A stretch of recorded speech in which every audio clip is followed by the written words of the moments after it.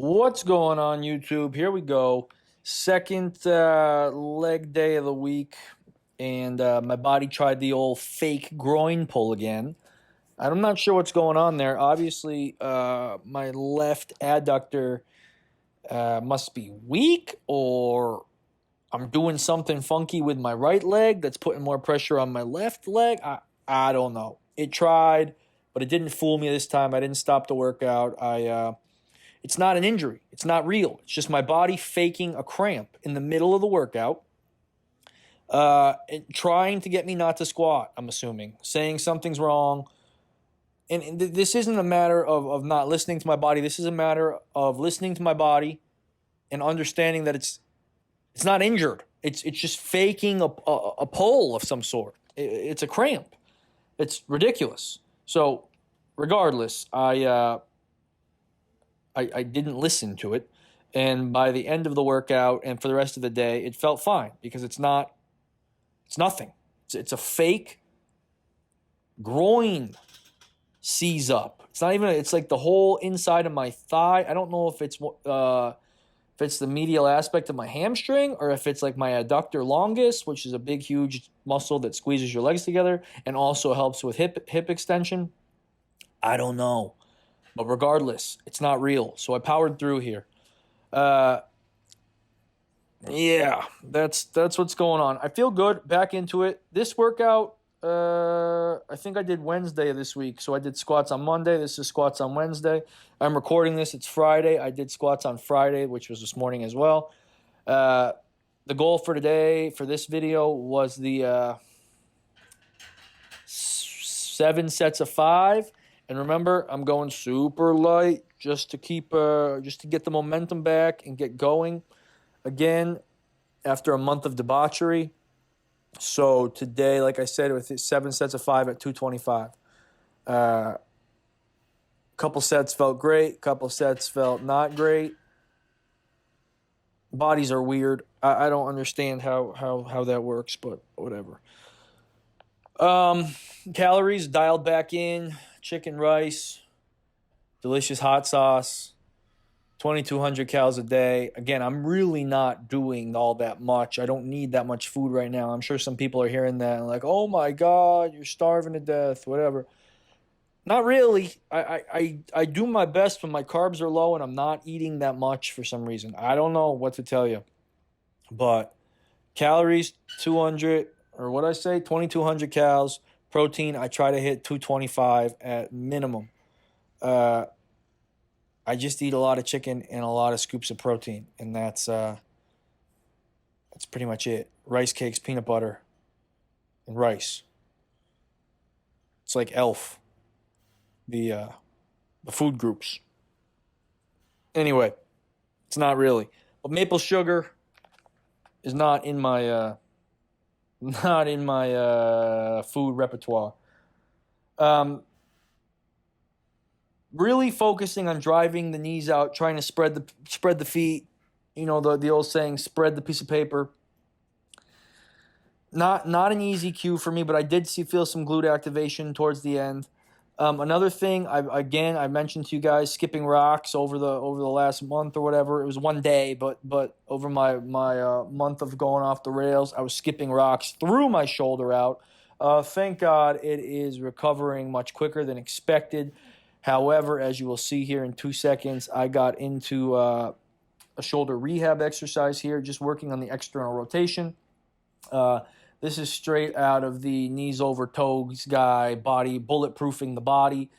I think his standard is you're supposed to be able to do 20 repetitions with 1/10 of your body weight. I weigh about 185 pounds. That would be, 18 and a half pounds of this for 20 repetitions. This is 10 pounds, and I was struggling to get 7 and 8. Started pinching. You could tell it fell off track. The muscles aren't stable or aren't strong enough to hold the shoulder stable. This is probably why I can't do lateral raises. This is probably why I can't, every time I try to do a shoulder movement, my triceps take over. It's why I can't do snatches correctly. It's why occasionally pull-ups hurt. It's why kipping pull-ups hurt. it's just a problem. But we're working on it. So I was doing this. I think I only got one set of this on video, but I was doing this in between my sets of squats. Um, but that face is real. This is nothing in the world should be that difficult, and it was that difficult. So I don't know what to do. I mean, except to just keep doing it and build that external rotator strength. Again, I have no choice. I mean, my whole life motto is just to continue doing this indefinitely. The name of the channel is Just Keep Lifting. You can't just keep lifting if you lose a shoulder. So I have no choice. I have to work it out. Literally and figuratively, I have to strengthen that aspect of my body. It is a glaring weakness. You could say that CrossFit caused the injury. I think what CrossFit did was exploit the injury for sure, or exploited the weakness, therefore causing an injury. But it's dumb to say CrossFit caused the injury, but I do think that it exploited the weakness. CrossFit's extremely taxing and randomized, and it stresses various aspects of your body. And if something's weak, it will show up for sure.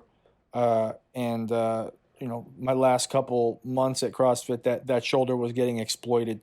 So it's feeling good though, not too painful. I also went to my new gym that I mentioned in the last video. I have signed up for a bro gym, a Globo gym, a meathead gym, whatever you want to call it. For now, since it is still nice outside in the mornings, I'm going to continue doing my leg workouts here. And as it gets wintry and cold, Palm Springs cold is like 40 degrees in the morning. As it gets cold in the morning, I will probably start doing my leg days over there as well. Hit the squats there at the gym. But for now, we're keeping the backyard going. Meathead Gym was really good though. Great for the upper body. Some very unique machines that I've never heard of the brand. I've never seen them before. But when it comes to strict muscle building, I really like.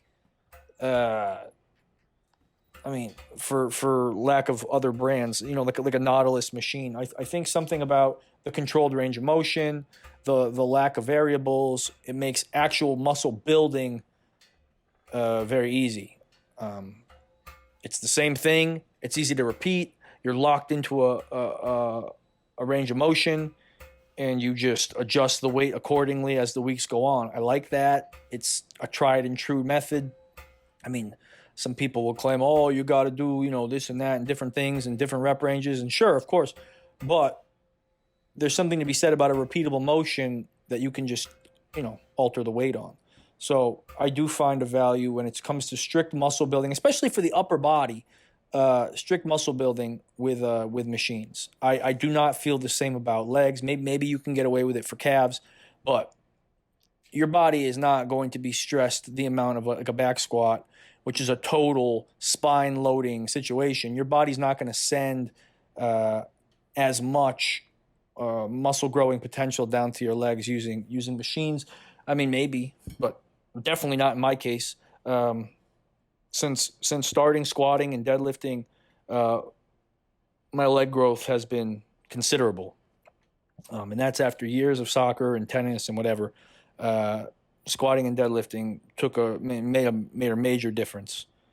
So got back to this today. I love this exercise. If you haven't done it, definitely try it out. Go easy, go light. This is when you got to really listen to your body. My face says it all. This is brutal.